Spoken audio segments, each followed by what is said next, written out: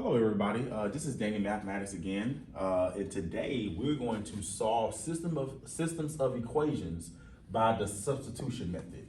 Once again, we're going to be solving systems of equations by using the substitution method. And whenever we have systems of equations, the objective is for us to figure out the value of x and y that makes the equation or the system of equations true.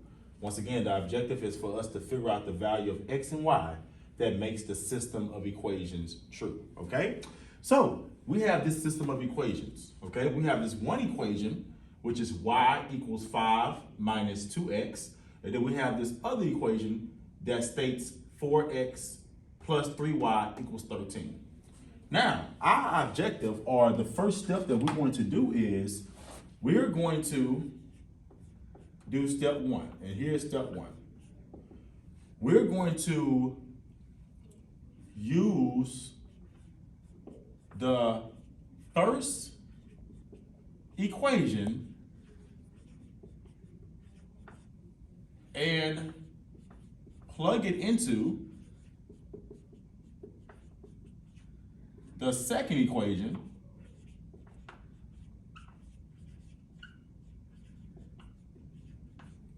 as y, okay?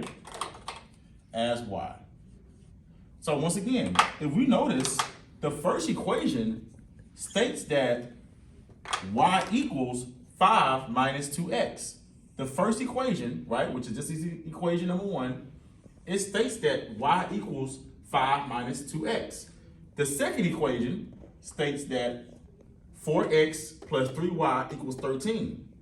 What we're going to do is, since the first equation is telling us what expression equals to y, what we're going to do is we're going to take the first equation, since it all equals to y, this expression equals y, and we're going to plug this expression in as y. Okay, we're going to plug that expression in as y in the second equation to find the value of x. So we can find the value of x. Okay, we're doing that so we can find the value of x, right? Because we only can find the value of a variable one at a time. We can't find the value of x and y at the same time. We gotta pick one, find one, and then we're gonna utilize that one to find the other one, right?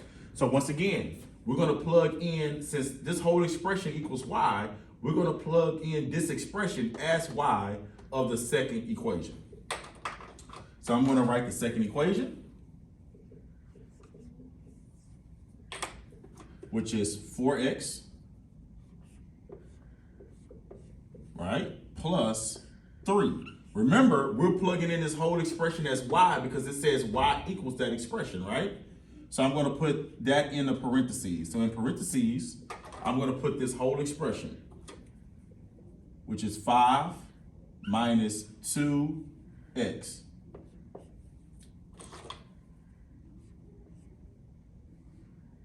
And once again, we plug that in because that expression equals y, right? And we plug that in as y. So, and let me make that be red so we can see, okay? So I'll plug it in, and then once again, let me finish it out, and all of that equals 13. So now we set it up to where we can actually find the value of x, and that's what we're going to actually do, okay?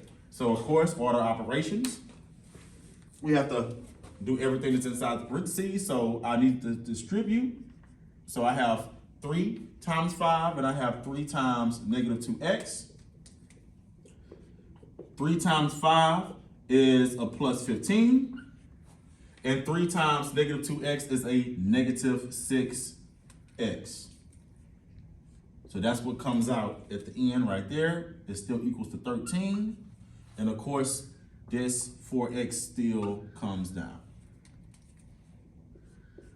Okay, so now I have 4x plus 15 minus 6x equals 13, right? So the next thing that we need to do is we need to combine like terms. So I'm going to combine 4x and negative 6x. 4x plus negative 6x, or 4x minus 6x, is a negative 2x. So now I have a negative 2x plus 15 equals 13. okay? I need to move 15 to the other side, so I'm gonna have to subtract 15 on both sides. Okay? That crosses out, so now I have a negative 2x equals 13 minus 15 is a negative 2. Okay? Now to get x by itself, I need to divide both sides by negative 2. And negative 2 divided by negative 2 is a positive 1. So x, in this particular case, equals a positive 1. Okay? So if x equals a positive 1, what we're going to do now is we're going to do step 2, which is use the value of x to find the value of y.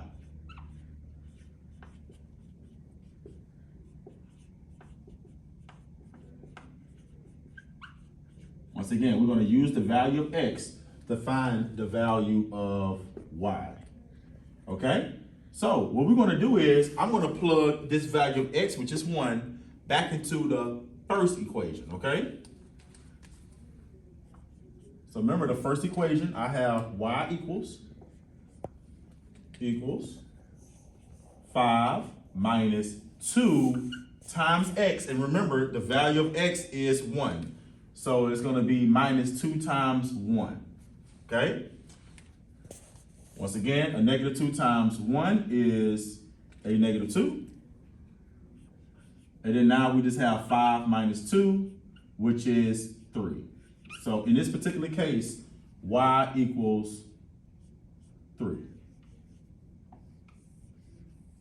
Now, just to check to make sure that we do have the right values for y and x, right, which we should, we're going to also plug in both values into the second equation just to make sure that it makes it true. If it makes it true, then we know for a fact that we have the right value for x and the right value for y, okay? So now, let's just plug in both. So now we're going to plug in both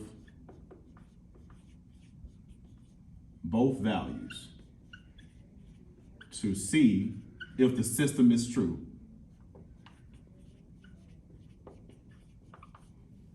Is true. To see if the system is true. That's what we're trying to find. So we're going to plug in both values, and I'm going to plug it into the second equation, right? So let's do it. I have 4 times x. Remember, the value of x is 1. So that's actually 4 times 1. I'm going to put 1 in the parentheses. Plus 3 times y. Remember, the value of y is 3. So I'm going to put 3 in the parentheses. And all of that should equal 13. So now let's actually see if all of that equals 13. 4 times 1 is 4. Okay? Plus 3 times 3 is 9. And we know that 4 plus 9 equals 13. So 13 equals 13. Right, which is the answer, and that's where we know that we have both of the same true values of x and y, okay, which makes this whole system of equations true. All right, so once again, guys, this is example 1 of how to solve systems of equations using the substitution method. I will come out with a couple more examples very soon. Thank you for tuning in.